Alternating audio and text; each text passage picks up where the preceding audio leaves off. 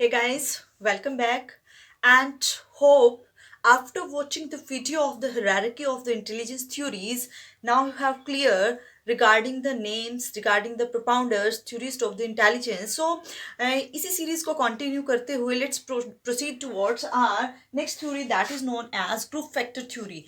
And again, I want to remember you that group factor theory, multiple factor theory and multiple intelligence theory, these are the separate or different theories and given by the different psychologists, like group factor theory given by R L Thurston and multiple intelligence जो कि Howard gardener ने दी है। और ध्यान रखना multi factor theory जो हमारे Thorndike जी ने दी है। सो with remembering, with revising these names, let's start our today's video, group factor theory. This theory lies between the two theories that is known as Spearman theory and the multi-factor theory of the Thorndike. ये इन दोनों theories के mid में आती है। ऐसा क्यों है? क्योंकि जो ग्रुप फैक्टर थ्योरी है वो हमारे जी फैक्टर को भी एक तरह से डिनाई करती है और कहीं ना कहीं एक्सेप्ट करती है on the basis of multi factor theory. और ये क्या कहते हैं हमारे थर्स्टन जी कि जो एबिलिटीज हैं, जो ग्रुप है, focus on the name of the theory, group factor theory.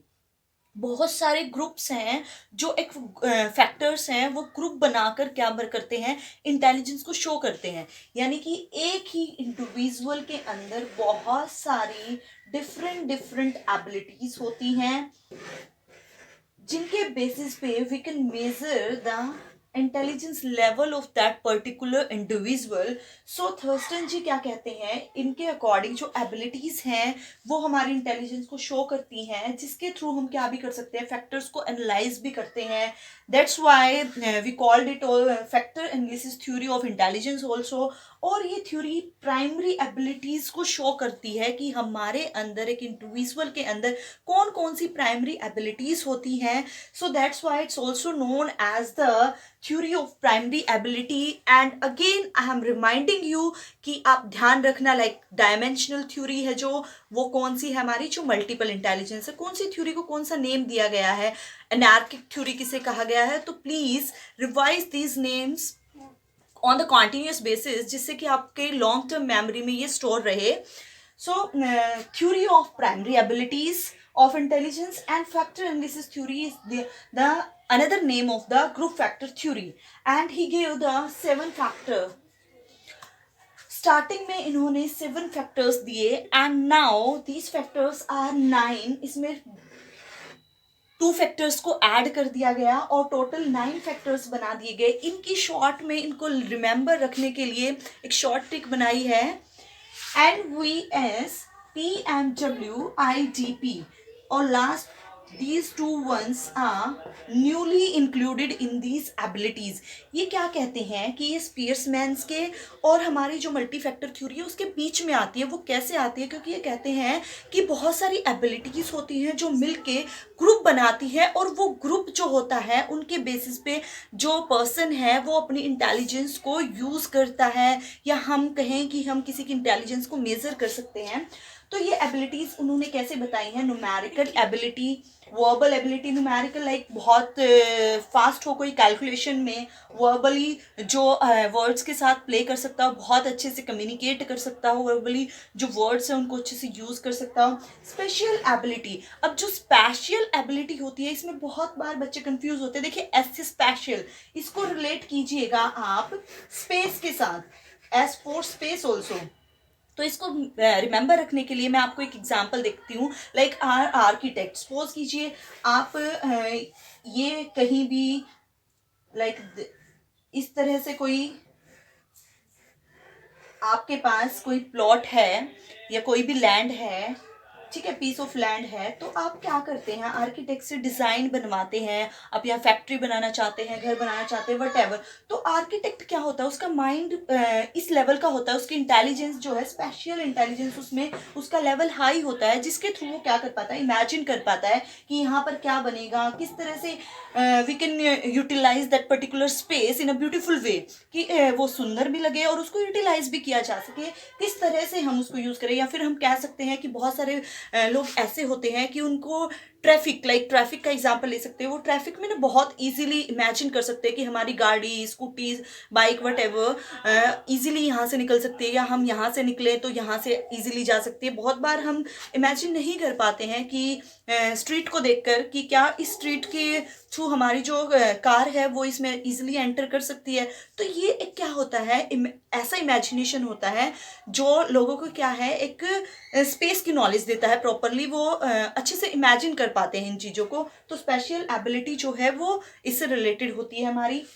उसके बाद हमारी नेक्स्ट जो एबिलिटीज़ हैं वो हमारी कौन सी है, परसेप्चुअल एबिलिटी है, जो हमारी जो एब्स्ट्रैक्ट थिंकिंग के साथ भी डील करती है। उसके बाद हमारी क्या आती है, एम, जो कि हमारी नेक्स्ट आती है मेमोराइजिंग एबिलिटी होती है। किस तरह से हम चीज़ों को रिमेंबर कर पाते हैं, हमारी मेमोरी है जो क्विकली चीज़ों को रिवाइज कर पाती है। लाइक एग्जाम में जब हम बैठते हैं तो बहुत सारे बच्चे होते हैं कि क्वेश्चन को देखते ही कंसेप्ट उनके माइंड में क्लिक कर जाता है, बट बहुत सारे बच्चे उसको टैकल नहीं कर पाते हैं।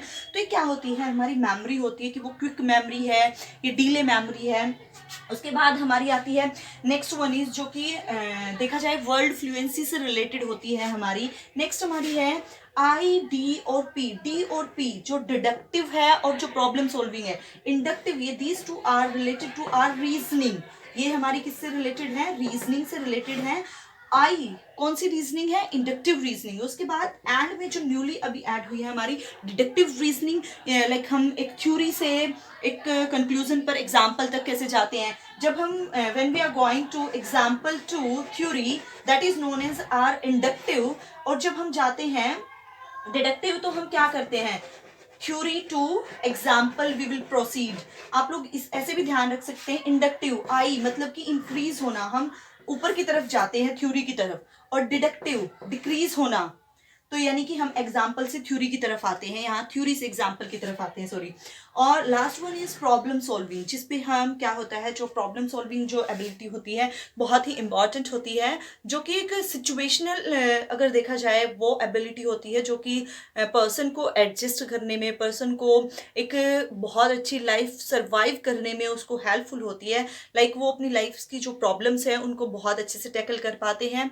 So these are the 9 abilities, primary abilities of the intelligence that was given by the L.L. Thurston।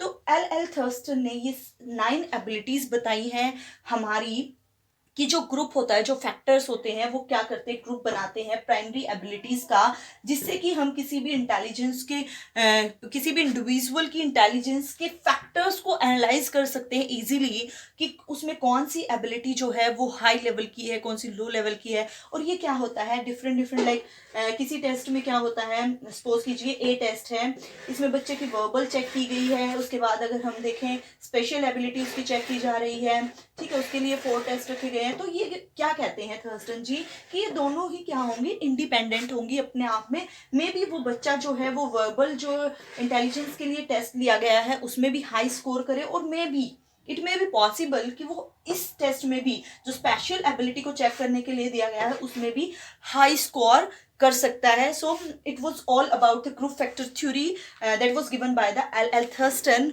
Hope this is clear to all, and thank you for watching, and we will meet in our next video. Bye bye.